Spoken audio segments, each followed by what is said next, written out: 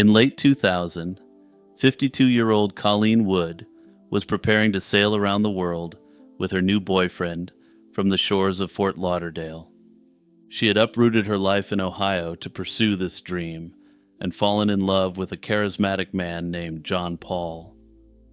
Paul was a former race car driver turned investor who promised her an exciting life of travel on the open seas.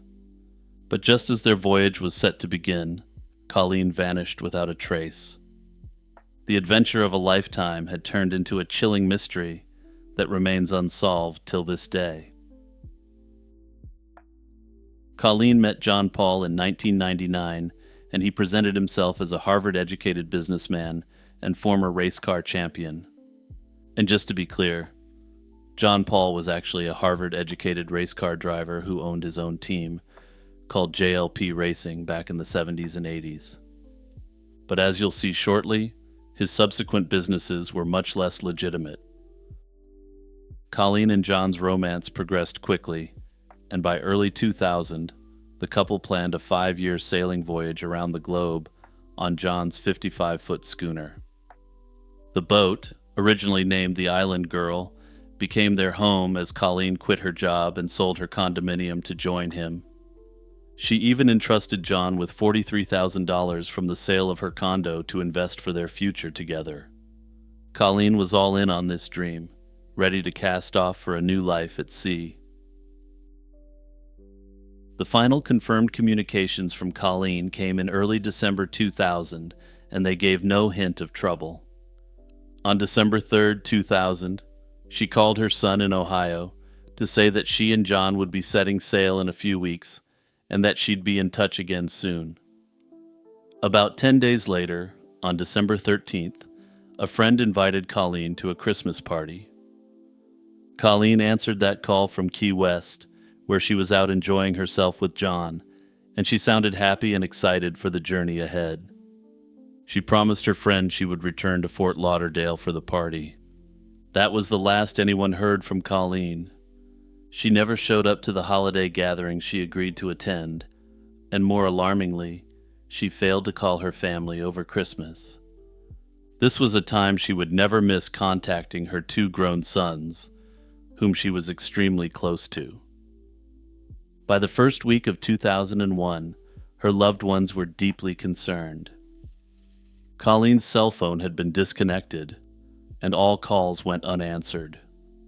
It seemed that Colleen had disappeared into thin air. As the search for Colleen began, unsettling facts about John Paul's past came to light. The charming sailor who had swept Colleen off her feet was hiding a history of serious crime. John Paul was a convicted felon who had spent over a decade in prison in the 1980s for activities related to the smuggling of street pharmaceuticals into the United States. However, this didn't even begin to scratch the surface of what John Paul had done. He had once pumped his former associate full of lead, and only through sheer fortune did that man survive.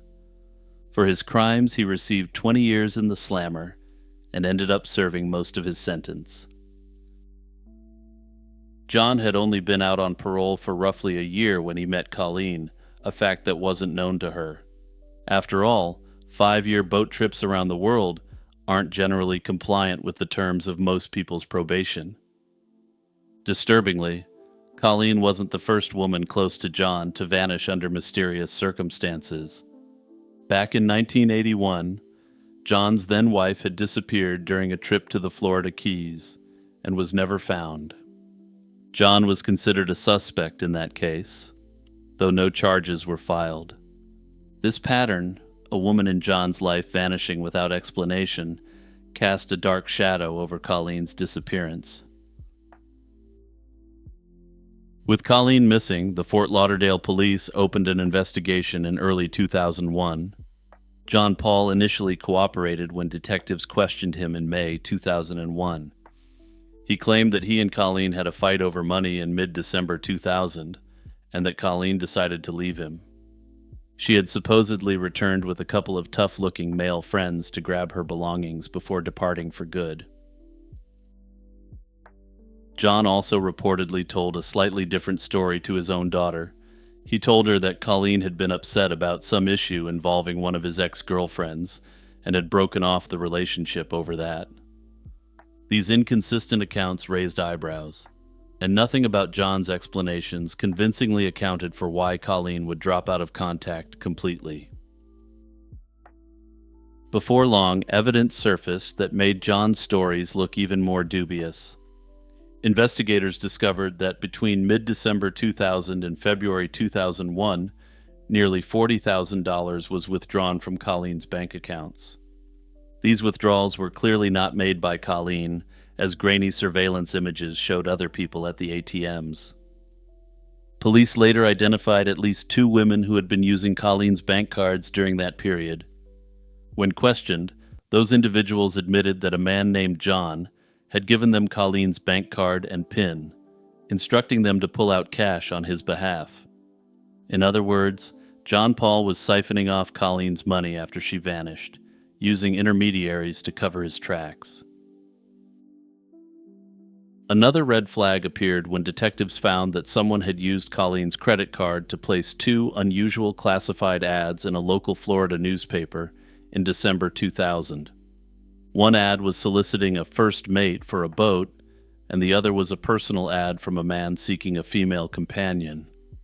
Both ads were paid for with Colleen's card and were placed around the time Colleen went missing. It looked like the person responsible for her disappearance was already trying to recruit a replacement crew member and also find a new love interest. This chilling discovery strongly suggested that Colleen's departure was not voluntary or accidental. As evidence mounted, John Paul didn't stick around. By summer 2001, he had quietly sailed away from Fort Lauderdale on his ship now named the Diamond Girl, violating the terms of his parole in the process and becoming a fugitive. Detectives announced that while John was not officially named a suspect due to lack of physical evidence, they urgently wanted to find and question him again about Colleen's disappearance. Over the following years, there were scattered sightings of John Paul in various exotic locales. Investigators heard reports that he was in the Caribbean. For example, he was rumored to have been seen in Jamaica shortly after fleeing Florida. Later, a passerby in Fiji claimed to recognize him from Unsolved Mysteries. By 2009, authorities received information that John and his yacht had turned up in Thailand, where he talked about starting a diving business. Not long after, John Paul sold the Diamond Girl in 2011 and disappeared once more, effectively going off the radar. To this day, John Paul has never been apprehended, and now in his early 80s, his exact whereabouts remain unknown. More than 2 decades later, Colleen Wood's fate remains unsolved, but the evidence overwhelmingly points to foul play by John Paul. Without a body or direct proof of a crime, authorities could never charge John for Colleen's disappearance. However, those close to the case believe that John likely eliminated Colleen and disposed of her body, perhaps at sea somewhere near the Florida Keys, where they were last together. The pattern of John draining Colleen's accounts and immediately seeking another companion suggests a calculated crime rather than any sort of accident. Imagine stumbling upon a cute, wide-eyed toy on a friend's shelf and feeling a sudden chill. The toy is small and fluffy with a toothy grin, but whispers online insist it harbors dark secrets.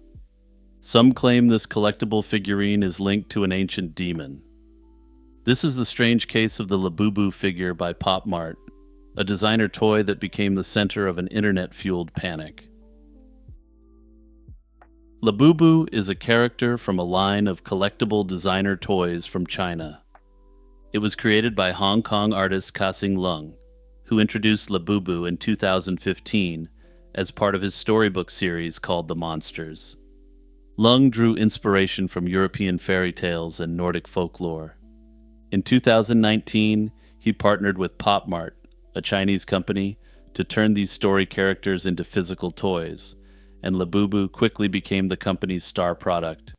The figures are sold in blind boxes, sealed packages that hide which figure you'll get, a strategy that fueled a collecting craze.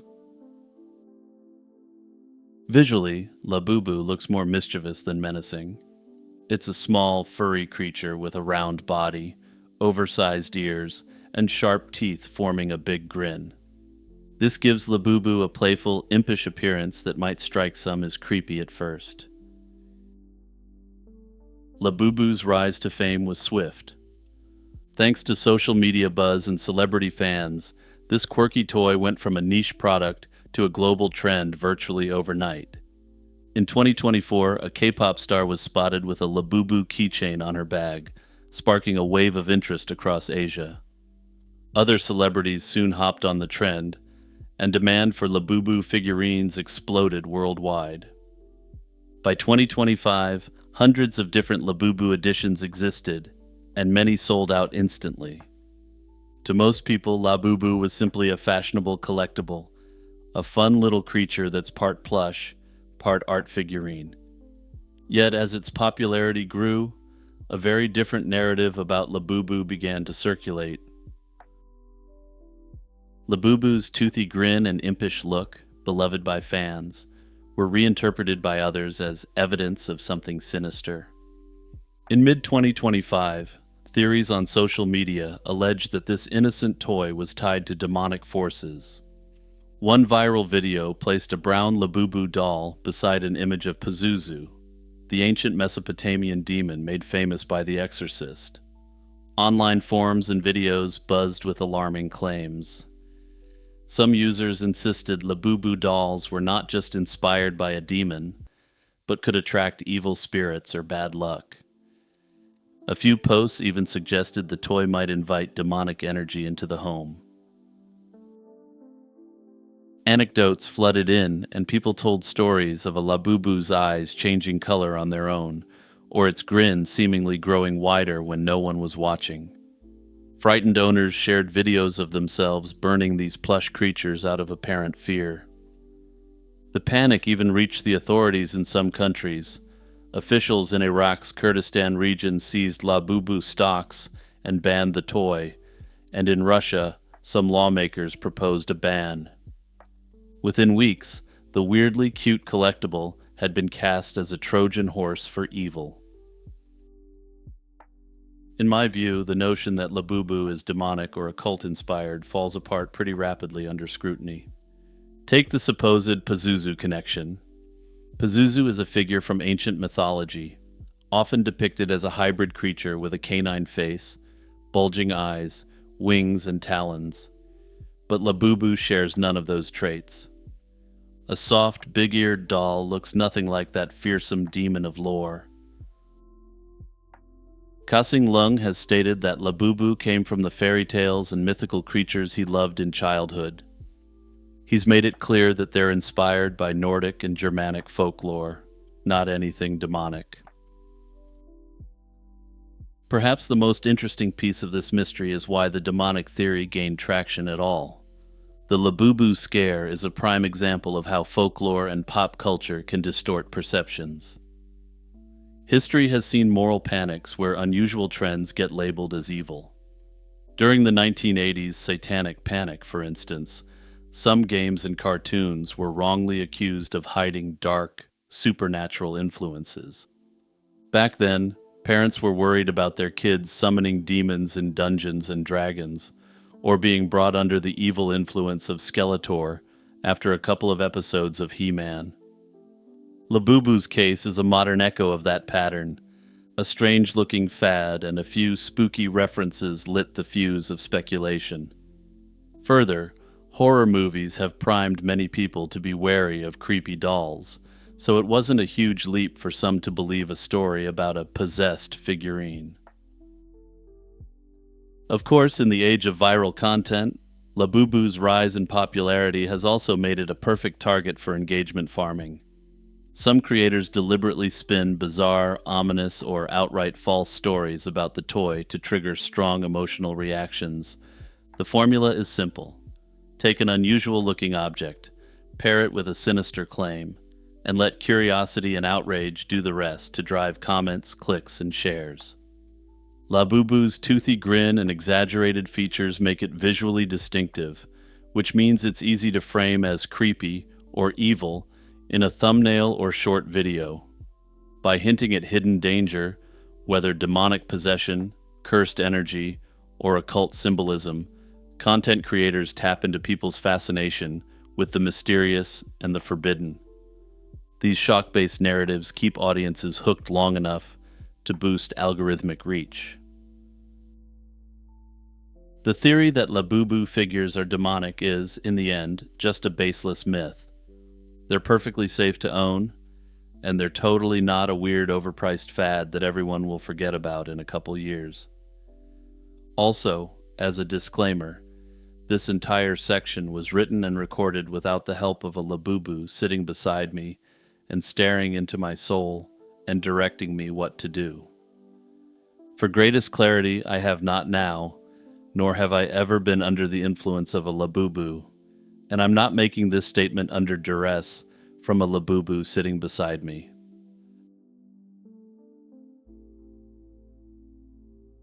On a warm summer evening in 2000, 21-year-old Lucy Blackman stepped out into the neon glow of Tokyo's Roppongi district and vanished without a trace. She had phoned her friend to say she was meeting a man for a short outing, fully expecting to be back soon. That call would be the last time anyone heard from Lucy alive. Her disappearance sparked an international search, exposed a web of dark secrets in Tokyo's nightlife, and led to the capture of one of Japan's most notorious predators. Despite all this, though, Lucy's case remains officially unsolved, and the perpetrator has never meaningfully faced justice for what he did to her. Lucy Blackman was a young British woman from Sevenoaks in Kent in England. Described by friends and family as outgoing and adventurous, she had previously worked as a flight attendant for British Airways.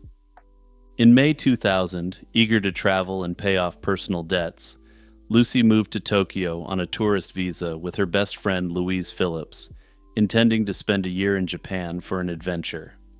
The two found jobs as hostesses at a nightclub called Casablanca in the city's famous Roppongi Entertainment District. As a hostess, Lucy's job was to socialize with patrons and accompany them for drinks or dinners, a common practice in Japan's nightlife known as a dohan, or a paid date.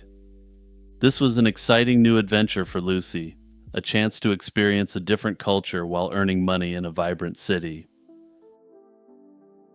On July 1st, 2000, just weeks after arriving in Japan, Lucy went on a dohan with a wealthy customer she had met at the club. These quote-unquote dates involve the wealthy individual taking the hostess out shopping and for food, and then arriving at the club together. Despite how these dates may sound, they're more akin to parasocial relationships than traditional paid companionship work. Lucy left that afternoon, telling Louise she would be back later that day. During the outing, Lucy made a couple of brief phone calls to her friend, indicating that everything was fine. But when evening came and went, Lucy didn't return to her apartment, and Louise grew anxious as the night passed with no sign of her friend. By the next day, July 2nd, worry turned to panic. Louise received a bizarre phone call from an unidentified man.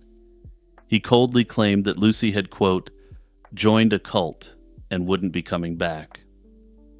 This strange message immediately raised red flags. Frantic and alarmed, Louise contacted Lucy's family in England to tell them that Lucy was missing under very suspicious circumstances. Lucy's disappearance set off a desperate search. Her father, Tim Blackman, and sister Sophie flew to Tokyo as soon as possible, determined to find her. They plastered missing person posters across the city and helped organize a phone hotline for tips. Tim held press conferences, pleading for anyone with information to come forward. The case quickly gained attention in both Japan and the UK. British Prime Minister Tony Blair, during an official visit to Japan that month, even brought up Lucy's case with the Japanese Prime Minister to urge action. With intense media coverage and high-level diplomatic pressure, what began as a local mystery soon became a high-profile international case. In the early stages of the investigation, several theories emerged, but many proved to be distractions. The strange phone call about a cult led some to wonder if Lucy had voluntarily disappeared or been lured away by a religious group. Lucy's family never believed she would cut off contact by choice, and this cult story soon lost credibility. A month later, on August 1st, police received a letter supposedly from Lucy saying that she was happy and wanted to be left alone.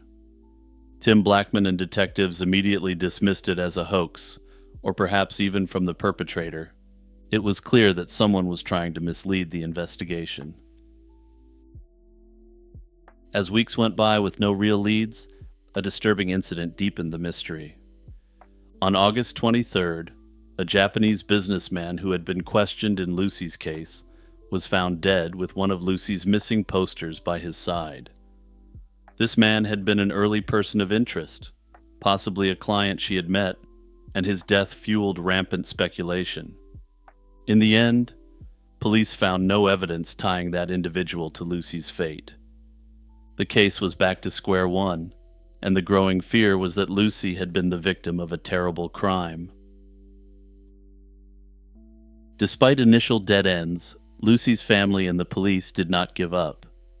The widespread publicity eventually yielded a breakthrough. Several other women, foreign hostesses like Lucy, came forward with frighteningly similar stories. They recounted blacking out after going on dates with a certain man and waking up sick, sore, and with no memory of the night before. Some of these women had tried to report their experiences to authorities earlier, but felt they were ignored. Now, with Lucy's case in the spotlight, their testimonies finally got attention. These accounts all pointed to the same suspect, a 48-year-old wealthy property developer named Joji Obara, who was known to frequent Roppongi's hostess bars. By October 2000, police had zeroed in on Joji Obara. Detectives brought Obara in for questioning on October 11th regarding Lucy's disappearance, as well as multiple assault allegations from other women. Obara was a loner with a reputation for flashing his wealth, and he was affluent and often seen in designer clothes. During interrogation, he coolly admitted he had met Lucy through the club and taken her on a date, but he denied any involvement in whatever happened to her afterwards. His cooperation did little to alleviate suspicion. Investigators obtained warrants and searched Obara's properties, and what they found would break the case wide open. In one of Obara's upscale apartments, police discovered a photo negative that sent chills through the team. It showed Lucy Blackman on a seaside outing dated July 1st, 2000, the very day she disappeared. Lucy was photographed with the ocean in the background. This was hard evidence placing Lucy with Obara on the day she vanished. It was a crucial turning point as they had finally connected Lucy to a suspect on the last day she was seen alive.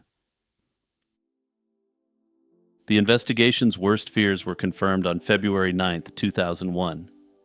Acting on new leads, police searched a remote seaside cave not far from Obara's coastal condo in Kanagawa Prefecture. There, buried in the dirt, they found human remains sealed in plastic bags.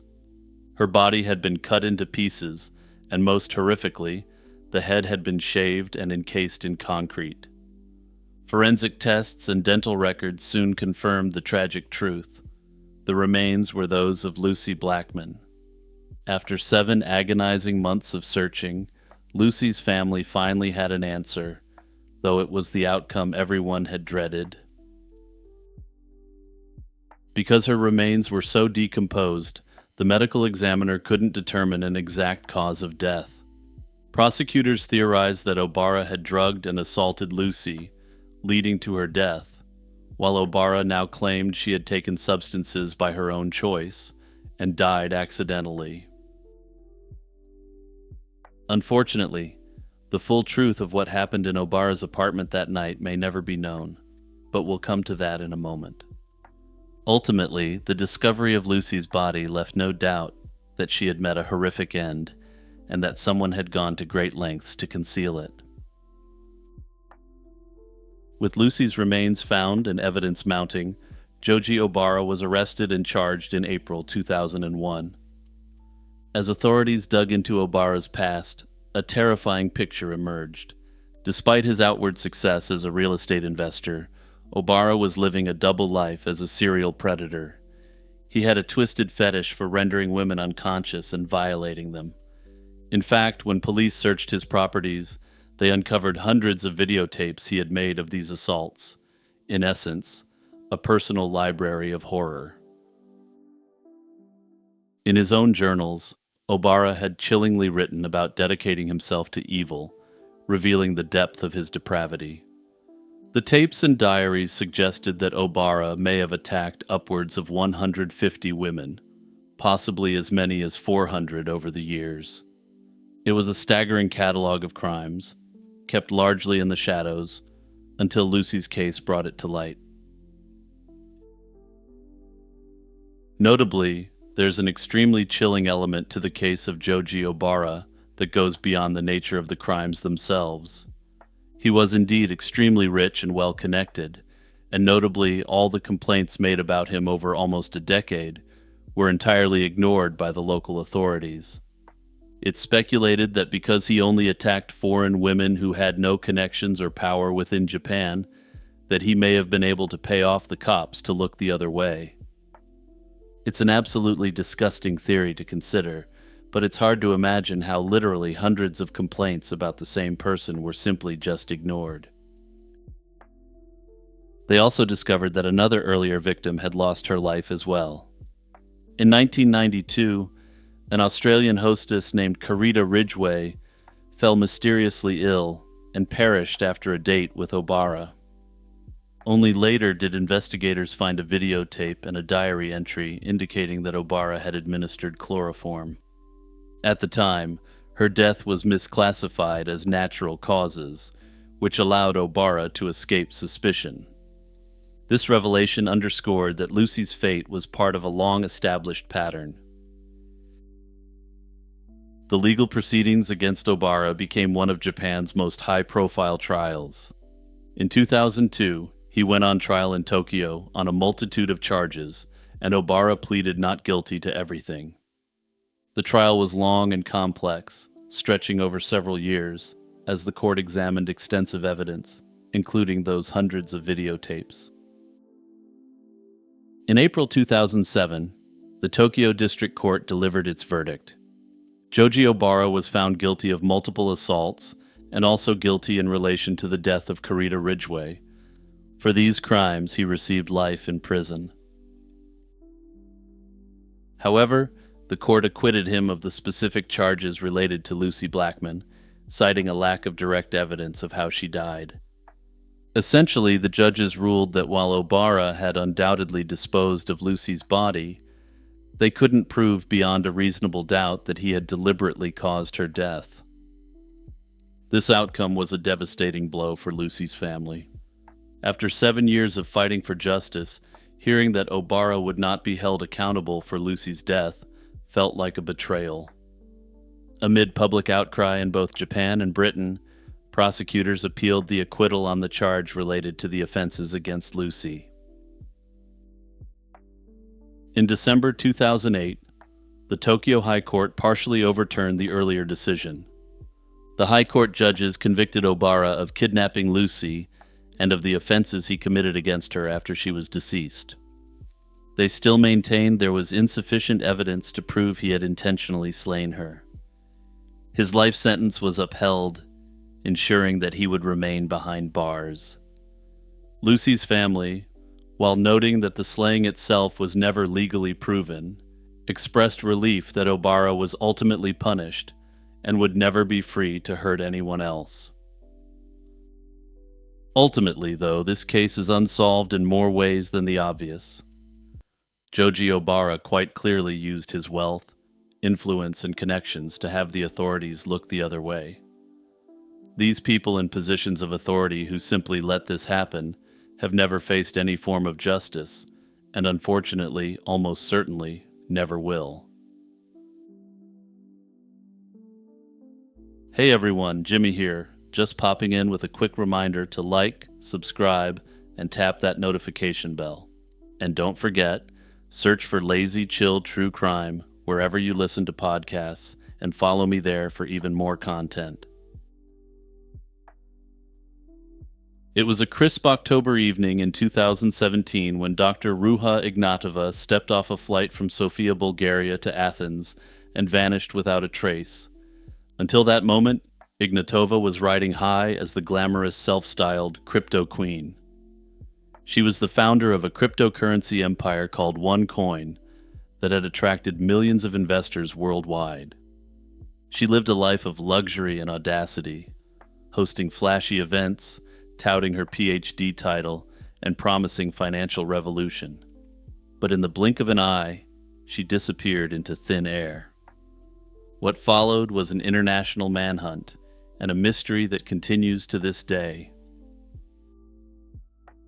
Ruha Ignatova was a Bulgarian-born, German-educated businesswoman who became infamous as the face of OneCoin, a fraudulent cryptocurrency scheme she co-founded in 2014. Highly intelligent and charismatic, she held a PhD in law and even worked at a respected consulting firm, which lent her credibility. By her mid-30s, Ignatova styled herself as a visionary fintech entrepreneur. She often wore expensive designer dresses and bold red lipstick, exuding confidence as her followers proclaimed her the queen of a financial revolution. Under her leadership, OneCoin grew into a multi-billion-dollar operation in just a few years, with a global network of investors entranced by her slick presentations and lofty promises. Ruha's rise to notoriety didn't come from nowhere. She was born in 1980 in Bulgaria and moved to Germany as a child, excelling in school and later obtaining a doctorate in international law. Despite a seemingly respectable start, including a stint at McKinsey & Company, she showed early signs of deception. In 2012, Ignatova was convicted in Germany of fraud for orchestrating a dubious corporate bankruptcy scheme and given a suspended 14-month prison sentence. By 2013, she was already involved in another sketchy crypto venture called Bitcoin, a multi-level marketing scheme that ultimately collapsed. These experiences paved the way for OneCoin, which Ignatova launched in 2014 with grand ambitions and an appetite for fraud on a far larger scale. Also, just as a quick aside, had she simply bought and held Bitcoin back in 2013, she'd be a billionaire today instead of on the FBI's most wanted list, but I digress. Once OneCoin was underway, Ignatova's personal brand soared. She embraced public appearances, draped in luxury, and spoke with polished confidence about how her cryptocurrency would change the world. Attendees of OneCoin events recall the electric atmosphere she created. Few suspected that behind the scenes, she and her co-founders derisively referred to OneCoin as what I'll euphemistically call a poop coin, and knew it was all a sham. Behind the dazzling conferences and confident proclamations, OneCoin wasn't what it seemed. Ignatova's company marketed itself as a cryptocurrency similar to Bitcoin, but in reality, OneCoin had no actual blockchain. This means the coins and their supposed ever-increasing value were entirely fictitious. The business model was essentially a classic pyramid scheme. Investors bought educational packages and OneCoin tokens and earned commissions by recruiting members. Between 2014 and 2016 alone, over 3 million people invested in these cryptocurrency packages, generating more than $5 billion in revenue for OneCoin. Victims around the world emptied their life savings based on promises of huge returns. In truth, the value of OneCoin was simply made up by the founders and displayed on a fake internal exchange. There was no open market or transparent ledger backing it. While early investors saw their account balances soar on paper, they ultimately found they couldn't cash out in any meaningful way due to so-called lock-in periods. By 2016, financial regulators and journalists worldwide had started questioning OneCoin's legitimacy. Authorities in several countries issued warnings, and cracks began to appear in the company's facade. Nonetheless, Ignatova continued to expand her empire, opening offices and staging recruitment rallies from Europe to Asia. By late 2017, the walls were closing in on Ignatova. Unbeknownst to the OneCoin founder, U.S. investigators had flipped one of her insiders, her American boyfriend, Gilbert Armenta, into an informant. In fact, on October 12, 2017, Ignatova was secretly indicted in New York on fraud and money laundering charges. Sensing that her time was almost up, she hatched a dramatic escape plan. On October 25, 2017, Ruja Ignatova was scheduled to speak to an audience of OneCoin investors at a conference in Lisbon, Portugal, but she never showed up. Instead, that day she boarded a Ryanair flight from Bulgaria to Greece, and upon landing in Athens, she disappeared without a trace. According to later testimony, Ignatova's personal bodyguards reported that when the plane landed, she was met by a pair of mysterious Russian men. She was whisked away before even entering the airport terminal. She was 37 years old when she disappeared and hasn't been seen since. What makes Ignatova's vanishing act especially intriguing is how thoroughly she managed to slip away. In an act of extreme selfishness, she even left behind her young daughter and has had no contact with her ever since. In the days and weeks after October 25th, 2017, rumors swirled about her fate and whereabouts. Some said she had fled to the Middle East. Others whispered that she was hiding in her native Bulgaria under an assumed identity. For a while, OneCoin continued operating under other leaders, including her younger brother Konstantin Ignatov, but the crypto queen herself was gone. Ignatova's disappearance prompted a worldwide effort to track her down. In her absence, authorities began dismantling the OneCoin operation and bringing its participants to justice. Her brother Konstantin Ignatov, who had taken on a public leadership role after Ruja vanished, was arrested in 2019 and later pleaded guilty to fraud and money laundering. In June 2022, the U.S. Federal Bureau of Investigation added Ruja Ignatova to its 10 most wanted fugitives list, making her only the 11th woman ever to appear on that notorious roster, and the first to be accused of a multi-billion-dollar fraud. Investigators pursued leads across the globe.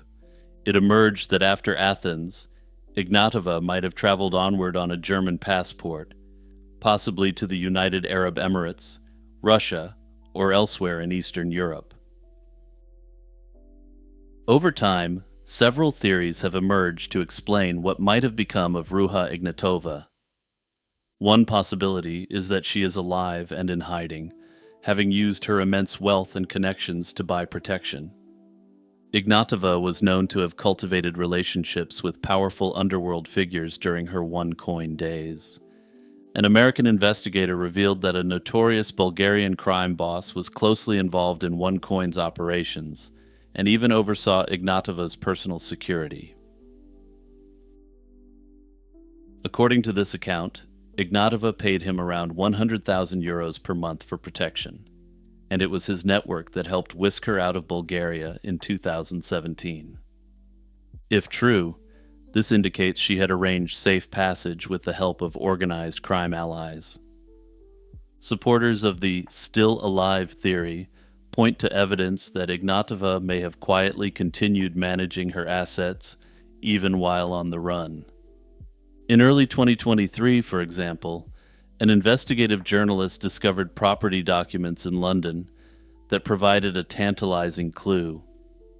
A luxury penthouse apartment in Kensington, valued at over £11 million, had been purchased via an offshore company. Due to new transparency laws, Ignatova's name was recently revealed as the company's beneficial owner. It also implies she might be hiding in plain sight, under an alias, perhaps living in a haven in the Middle East or Russia, beyond the reach of extradition. Given her language skills and enormous resources, she could conceivably remain underground indefinitely, especially if she truly has changed her physical appearance. Yet an equally compelling theory holds that Ruja Ignatova met a darker fate.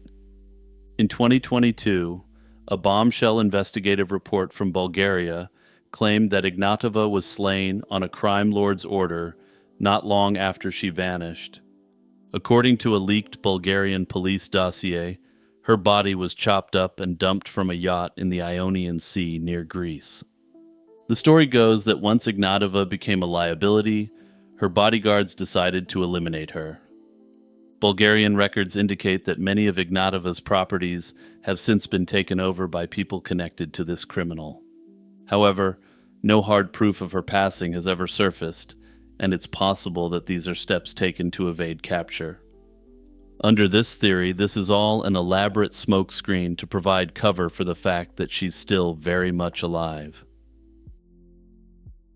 As of today, the fate of Ruja Ignatova remains one of the 21st century's great unsolved financial crime mysteries, and it continues to baffle investigators. It was a chilly Monday evening in early March 1987 when 15-year-old Mark Garvey stepped out into the Liverpool night and never came home. Last seen waiting for a bus outside a local pub, Mark vanished without a trace. This is the story of who Mark was, what happened that fateful night, and the theories that attempt to explain how a teenager could simply disappear into thin air. Mark Garvey was a well-liked 15-year-old from a loving family in Liverpool. He was a bright student and passionate Everton FC fan who dreamed of becoming a lawyer one day. By all accounts, he had a happy home life and had never given his parents any serious reason to worry. In 1987, Mark's future looked bright, until everything changed on one cold night in March. On March 2nd, 1987, Mark left home in the evening to visit his girlfriend, who lived a few miles away in West Derby, Liverpool. He put on his best clothes and brought just enough money for the bus fare, promising to be back by around 9 p.m. so he wouldn't miss his younger brother's birthday the next day. According to his family, Mark was in good spirits as he headed out, and nothing seemed amiss. When 9:30 p.m. came and went with no sign of Mark, his mother, Dorothy, grew concerned. At first, she thought he might have lost track of time helping out at his girlfriend's house, something he occasionally did, but by midnight she could wait no longer. Dorothy drove to the girlfriend's home, only to learn that Mark had left around 9:30 p.m. to catch his usual bus home. That bus route ran by the Jolly Roger pub on Queen's Drive, about a 30-minute ride, which meant Mark should have been home by 10 o'clock at the latest. Multiple witnesses later reported seeing Mark waiting at this bus stop on the night of March 2nd, 1987. However, no one remembers seeing him actually board a bus. And after that sighting outside the pub, Mark simply disappeared. That brief glimpse of him by the Jolly Roger was the last confirmed trace of Mark Garvey. As dawn broke on March 3rd, 1987, with Mark still missing, his worried family contacted the police and an investigation began. It soon emerged that Mark and his girlfriend had argued that night. He had reportedly found her in the company of one of his best friends, and he left her house in tears. This emotional confrontation led some to wonder if Mark had run off or done something rash in despair, but his family doubted it. He had never shown signs of depression, had plans for the very next day, and was generally a responsible, upbeat teen. Police launched an extensive search for Mark. In the first few months, officers interviewed all of Mark's friends and classmates at De La Salle School and combed through the surrounding areas for any clues. They even brought tracker dogs to search nearby parks like Walton Park, and an appeal for information was announced over the loudspeakers at Everton's soccer stadium. Despite these efforts, no trace of Mark was found. Not a single piece of clothing, bag, or other evidence turned up, and no witnesses beyond those at the bus stop could provide any useful information. By the summer of 1987, with no leads to go on, the active investigation wound down. Mark's disappearance case turned cold, leaving his family in a painful state of limbo. Over the years, authorities would occasionally revisit the case or check new tips, but nothing definitive ever surfaced. To this day, Mark Garvey remains officially missing, and the question of what happened to him lingers unanswered. In the absence of answers, numerous theories have been proposed to explain how Mark could have disappeared that night. One theory is that Mark, upset from the argument, might have impulsively run away to start a new life. However, his family finds this unlikely, as Mark left behind all his savings and possessions, and he had never talked about wanting to leave home. If he did run off, surviving undetected as a teenager with no preparation would have been extremely difficult. Further, this idea clearly became less likely as time went on without any sign whatsoever of Mark. Another theory considered early on was that Mark, in a moment of despair, might have come to harm near the River Mersey or elsewhere. Perhaps he wandered off route and fell into the river or encountered an accident. Some have suggested that this may have been done intentionally, given what happened with his girlfriend. Yet extensive searches never found a body or any evidence whatsoever of a tragedy. Moreover, Mark's family insists he would have never done an act like this intentionally, though of course people are prone to do rash things they can't take back. Some suspect that Mark may have been the victim of foul play. In this scenario, a stranger, or someone he knew, could have approached him after he left the bus stop. There were no reports of disturbances that night, but the complete lack of clues leaves open the possibility that someone abducted him and managed to hide all evidence. In the alternative, it's also been suggested that he may have been picked up by someone he thought he knew and trusted, only to have that person turn on him. Notably, police have not identified any likely suspect or motive over the years, and haven't even confirmed with certainty that a crime occurred. For Mark's family, the decades since 1987 have been an agonizing stretch of uncertainty. His mother, Dorothy, never stopped looking for him. She would often visit the area around the bus stop, watching passing buses with the hope of seeing her son step off one day. Dorothy always held on to a sliver of hope that Mark might return, but she passed away in January 2025 at the age of 83, without ever learning what happened to her boy. Mark's father, Dennis, had also passed away a few years earlier in 2019, being denied that closure he desperately needed. Mark's younger sister, Rose, was born 2 years after he went missing, but she grew up determined to find her brother. On their father's deathbed, Rose promised she would never stop looking for her missing brother, a vow she has kept ever since. To this day, Mark's siblings continue to keep his story alive in the hopes that one day they will bring justice for Mark, or at least a sense of closure to his case.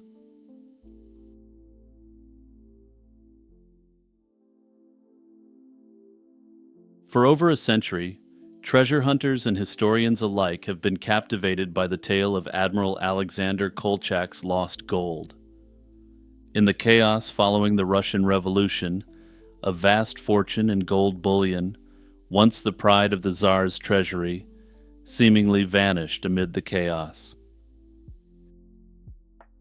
Admiral Alexander Vasilyevich Kolchak was a prominent leader of the White Movement, the anti-Bolshevik forces, during the chaos following the Russian Revolution. Before the revolution, Kolchak was a celebrated naval officer in the Imperial Russian Navy. He served with distinction in the Russo-Japanese War and the Great War, and also earned a reputation as an Arctic explorer. After the Bolshevik Revolution of 1917, Russia plunged into civil war, pitting the Communist Red Army against various anti-Bolshevik White armies. In this upheaval, Kolchak emerged as a key figure in Siberia, backed by Britain, France, the United States, and Japan, who hoped he could topple the Red Menace.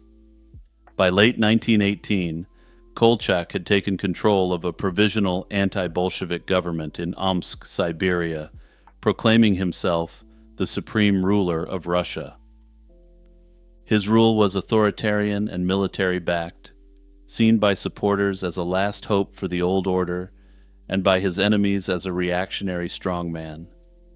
This context, with foreign intervention and shifting front lines across the vast Eurasian steppe, set the stage for Kolchak's dramatic rise and fall, as well as the story of the gold. Before the revolution, Imperial Russia held one of the largest gold reserves in the world. These reserves, comprising the wealth of the czars and state, were immense.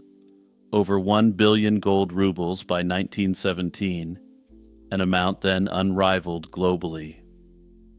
During the Great War, as German armies threatened Petrograd, the once and future St. Petersburg, the imperial government transferred much of the gold eastward for safekeeping.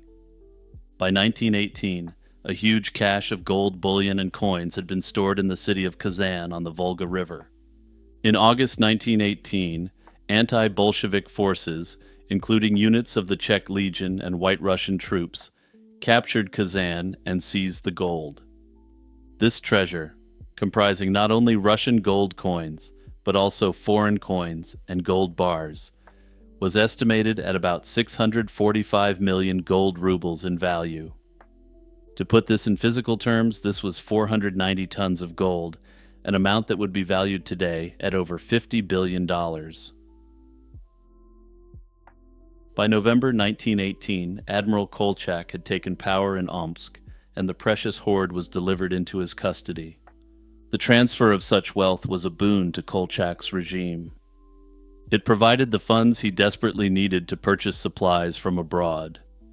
An audit in mid-1919 confirmed Kolchak's government held approximately 650 million rubles in gold. This was essentially the core of the former Tsarist bullion reserve, though this had been bolstered with further seizures of wealth along the way. Controlling this gold also gave Kolchak's Siberian administration significant clout among Russia's allies. The admiral's possession of the imperial gold was a cornerstone of his authority and symbolically represented the gilded nest egg of continuity with the old Russian state.